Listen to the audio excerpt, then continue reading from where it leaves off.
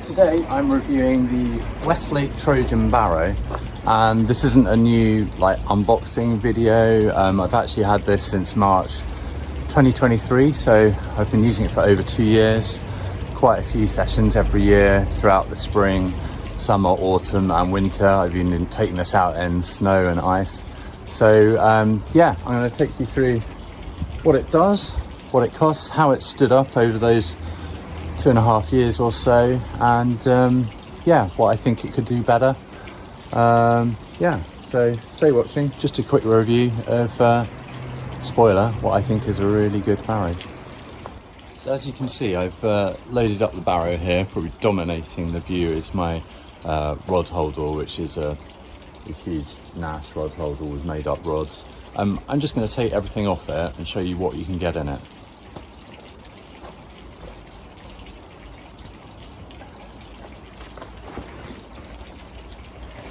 That's the holdall.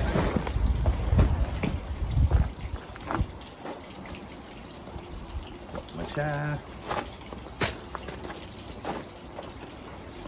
Got my rod pod. Freshly pooed on by the baby birds in the shed. Decent size unhooking mat. Then we've really got everything that sits in what you get in the barrow, all the various containers and so on. So I'm going to show those one by one. So the biggest one here really is this main container.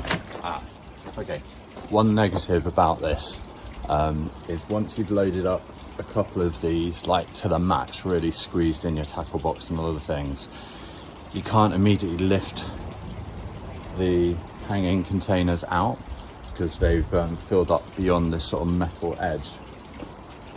I'll show you what I mean. So yeah, I've basically jammed a flask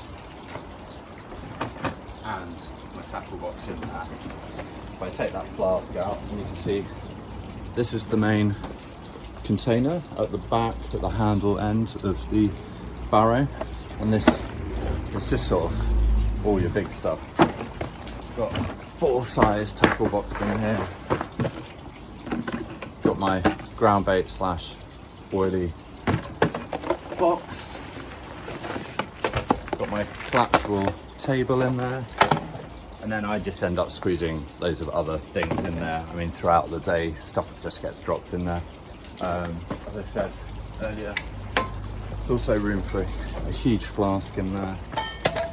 Got my ground bait mixing collapsible bowl. And a bait box as well. So you can tell I've used this for a couple of years. I've not been cleaning it out. There's a bit of a line in there, shot, and a variety of mud and so on. So these containers, there's 3 of them and one at the front I'll show you, have got a strong steel metal edge to them at the top here. So they drop in onto the steel frame of the barrow itself. And after 2 years of use, nothing is torn. The velcro is really good. Basically the velcro attaches at the bottom around the frame, just if you don't want it sort of bouncing around and potentially falling out. I rarely do that, it's not really required. Yeah, decent material, semi waterproof, like a sort of decent rucksack material. Yeah, and then you just drop it back in and that metal frame lives around that. Let me show you a close-up. Yeah, so close-up of the barrow and this rear container shows, yeah, I mean, firstly, how big it is. It hangs all the way down underneath here. Then I'll show you these other 2 at the front. There's 2 that hang at the front. And this is very cool as well. What is basically an insulated food and bait carrier.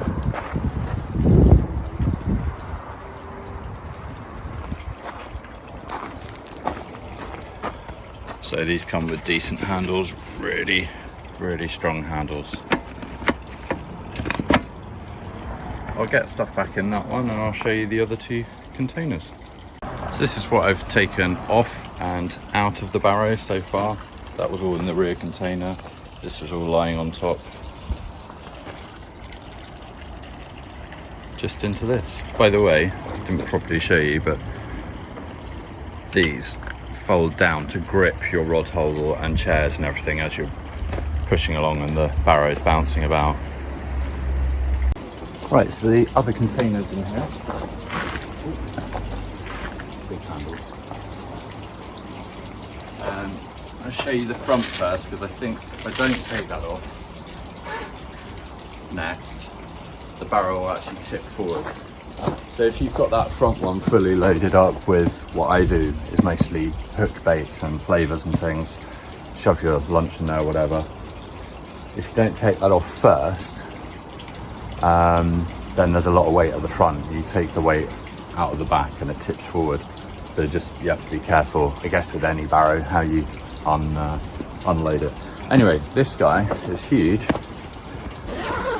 Good quality zips. No problem with them over the last 2 years. It's silvered on the inside and insulated, so you could shove, like for a long session, a load of food in here to stay cool, food and drink. I don't do that. I stick all my hook baits in there and some bait flavours and so on. Basically that's, I mean, it's only 3/4 full and that's like all the hook baits, boilies, etc. you could possibly hope for, I'd imagine. Yeah, so huge amount of room in that. Zips up, really solid. And that just goes on the front really easily. It has, by the way, it has velcro straps there to hold it to the metal frame of the barrow. And then it's got 2 of these containers. Jiggle them out. They're in a hard metal frame. So there's a metal frame around these edges. These are not insulated, and I tend to split these between like holding. This one is like all my spare reels, got some PVA netting, got a first aid kit. What else I've got in here? Some spare camera stuff and binoculars for bird watching or whatever. Yeah, pretty simple. Slightly smaller zips than the other one. Solid, just fits a load in. You can slide that out of the bank and just have it beside your chair or whatever.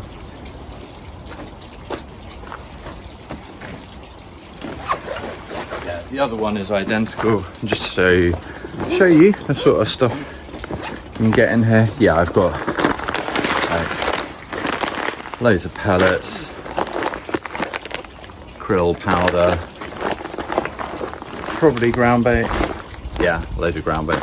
So room for at least, I've got about 6 bags of ground bait and pellets in there. Pretty heavy. And just drops back into those frames. Right, what I'm going to do now is show you how this whole thing dismantles, and therefore in reverse how you put it together. So you take all the containers out, they're down there. You then simply slide out the handles. This is all like steel, it's not aluminium, it's really heavy. It's probably the main downside of this, it's really heavy, but on the other hand it makes it incredibly strong. There's screws down here. I'll show you a bit of a close-up of how this works. Yeah, so the handles basically go in here, they slide in there. You can either have them right down against the frame, or you can bring them all the way up here, which I often do, tighten it off, and then if you've got them at this full extension, it just gives you a huge amount of lifting power. You can have this fully laden, you could have a couple of huge rod holders on, and these long handles would make it extremely easy to lift. I've done it myself. The only trouble, and I guess this is with any barrow, is when it's fully laden, you're going up quite a steep hill. That's when you want like £1,000 motorized one. So yeah, you take those handles out, then the front simply folds up, goes completely flat. You see that? Yeah. And then the sides, wait, I've got the order right. I think the sides go down first against the frame, the front goes down. That is now completely flat. However, you're not going to get that in a hatchback car. So what you do is, you come around the other side, and you pull up a release here, and the whole front set of legs fold down, so you're almost completely flat now. Now I get that like that, generally in my hatchback, but with a couple more twists of screws, you can slide out the wheel section at the front. So now this is completely flat. You can just put that in the boot or against your back seats in your car. And that just down in the footwell or loose in the boot. Actually looks huge. I mean, it is a big wheel, but you want a big wheel on a Barrow. So quickly looking at the wheel, what you've got here to blow it up, so it's a normal pneumatic tyre, like well, basically like a car or a bike. That's a normal car valve or an old bike valve, so you can use any bike pump or car foot pump and blow that up. The only bit of construction needed when I bought this was to unscrew this and basically run the axle through the middle and attach the wheel. It took about like 1 minute. It's extremely easy. I don't bother taking it apart anymore. It doesn't really save a lot of room when you're packing it into the car or the van or whatever. So now I'll show you putting it back together, because that's what you want to do when you arrive at the lake and you want it to happen as quickly as possible. So in reverse,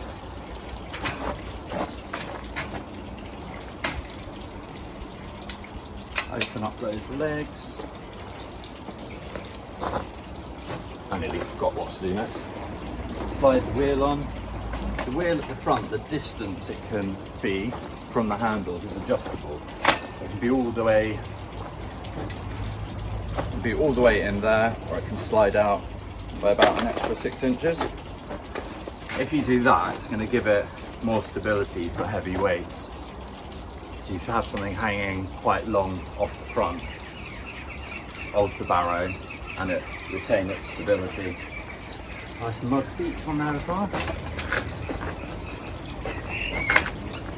And flip the front forward, fold down the holder for the front bag. And then in order, generally I'd say, stick that back one on and load that up. Get the handles in.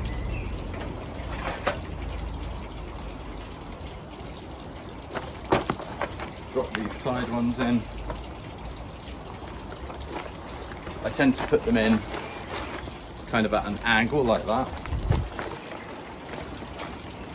It just gives you the opportunity to squash the contents a little bit as it passes through that metal frame so it doesn't get stuck. Yeah, just squish them a bit as it goes through. There you go. Their metal frames just hang in there.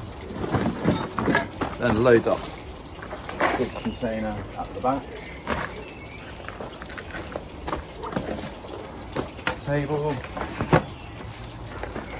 tackle box,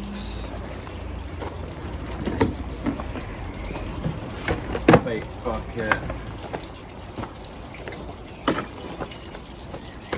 other trays and so on.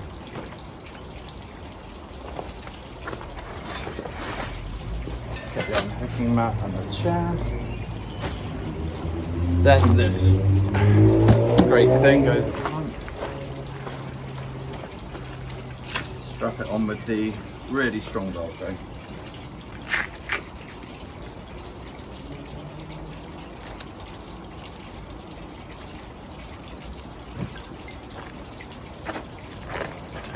Get the rod pod in. Chuck the rod holder on. And then what I do is fold down those sides, really clamp it in, and you're ready to go.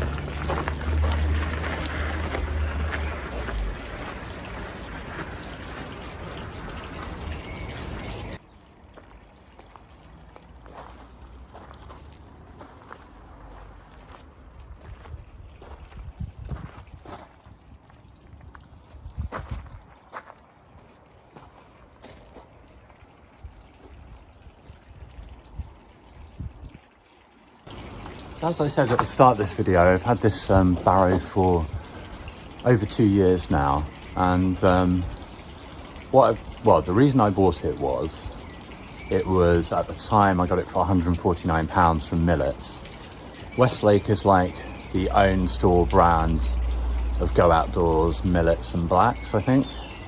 So when you go to one of their websites, you'll see it's generally the recommended one. It has quite a few reviews.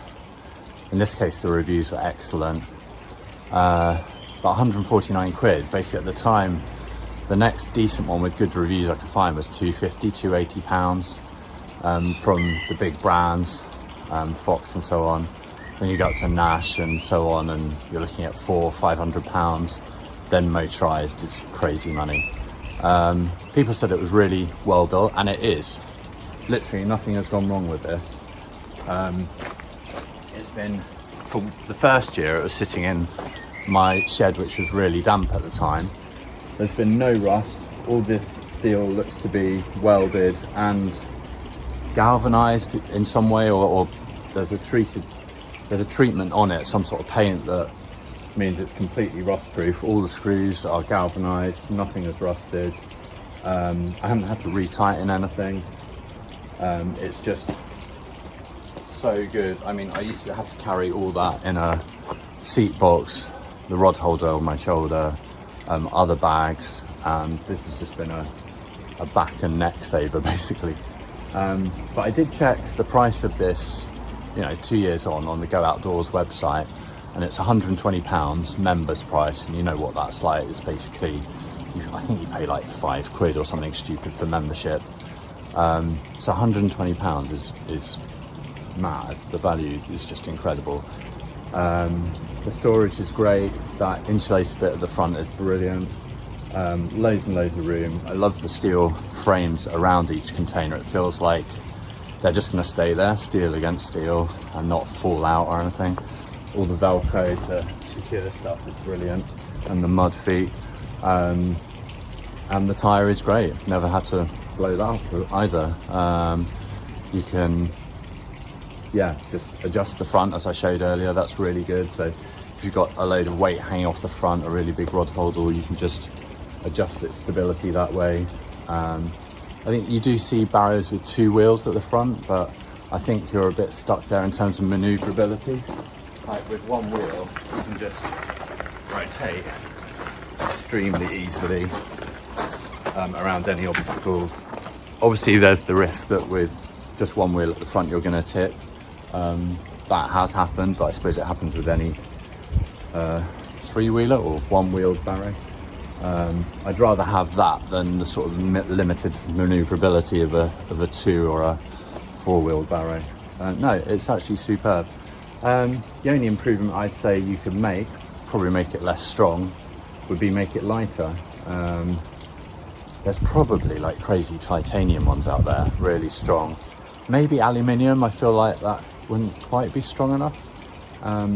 But this is steel, it's not going anywhere. That's going to last forever. And the value's just incredible. So well done Westlake for making that product. The Westlake Trojan Barrow gets my thumbs up.